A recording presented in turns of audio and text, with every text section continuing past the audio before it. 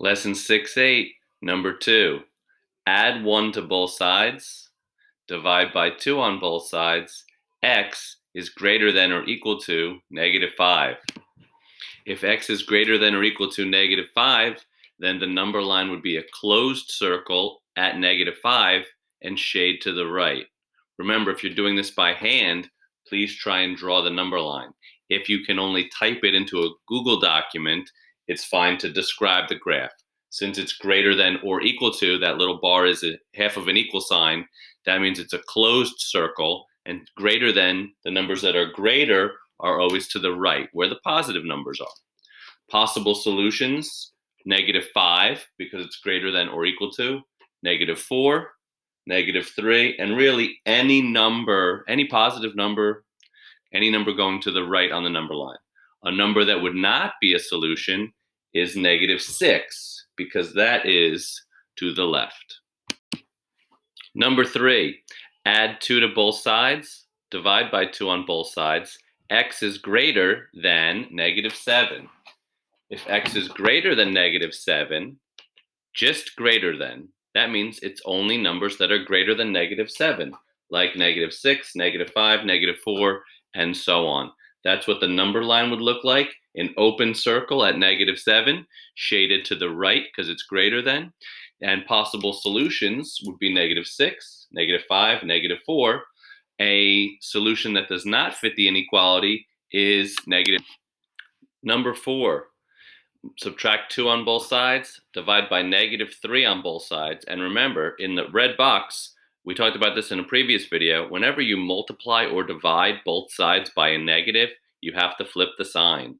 So the final solution is x is greater than or equal to -5, which means you draw a closed circle at -5 and you shade to the right.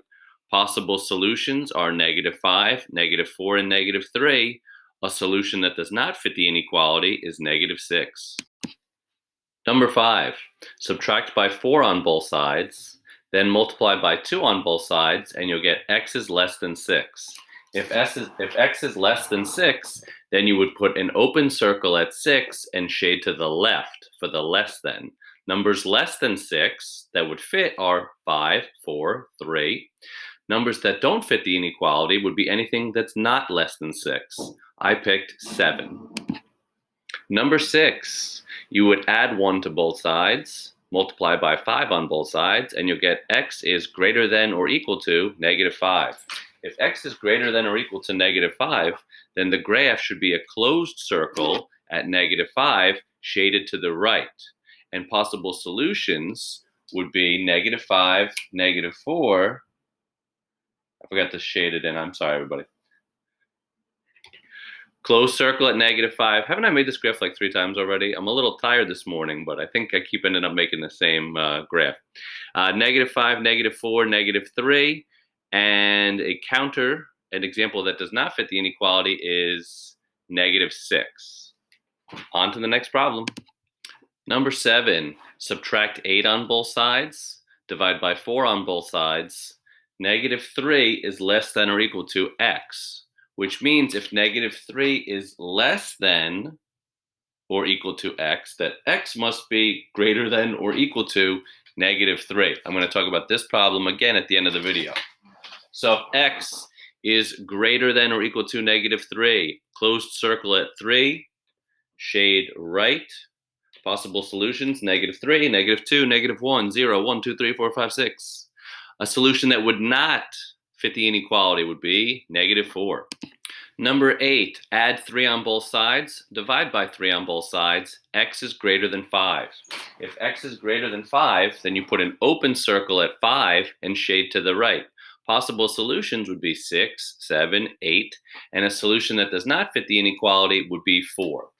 The 2 most difficult problems on here that you should be spending extra time on are number 4, because it has a negative coefficient, and whenever you multiply or divide by a negative, it flips the sign. We're going to put one of those on the quiz on Wednesday, so you need to be ready. When you see that negative coefficient, -3x, -8x, whatever it is, Remember that you're going to have to flip the sign, okay? And then the other problem that was tricky was number 7, because the variable was on the right side of the equation. If the variable is on the right side, then you just need to think about what it's saying. 4 is less than x.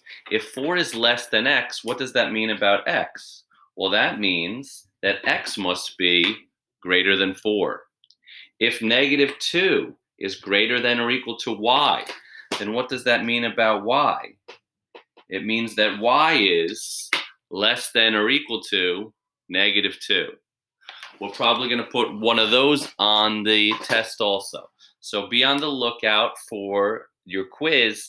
There's going to be 1 or 2 with a negative coefficient, and there's going to be 1 or 2 where the variable is on the right side, and you're going to have to flip it at the end. That'll show who really understood these lessons 6.3, 6.6, 6.7, and 6.8.